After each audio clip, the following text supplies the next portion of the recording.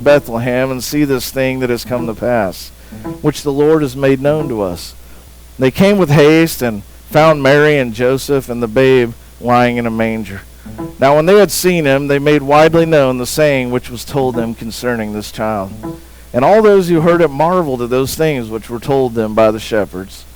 Mary kept all these things and pondered them in her heart. I love that scripture. Right there close to the end of this story, Mary pondered them in her heart. Then the shepherds returned, glorifying and praising God for all the things they had heard and seen as it was told them. It's amazing to me. Who does God announce the birth of his son to? This always gets me. I hope I can make it through the message, because this message actually hits me very close to home. So who does God announce the birth of his son to? You know, led by the high priest. By the way, the temple was one of the wonders of the world at one time until it was destroyed. This thing was an amazing, beautiful. Whenever you see pictures of it depicted on how they made it in the Bible, and when it's drawn in color, and you could see the gold that's inlaid around everything, and the precious stones they used, and it took guys 30 years to build this thing. It was an amazing thing. Why didn't God use the temple? Glorious ceremony to announce the birth of his son.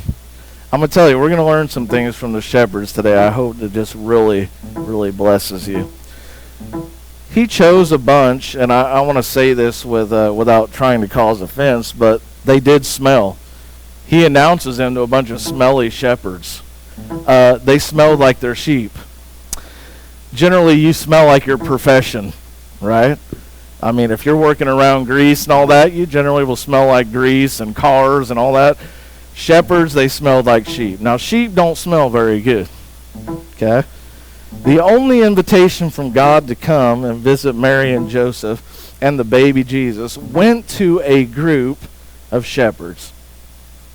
Very common, ordinary folks. They were not the socially elite, right? These aren't the rich folks that hang out at the local place where they, are glorified for all the money they have. These are just ordinary people.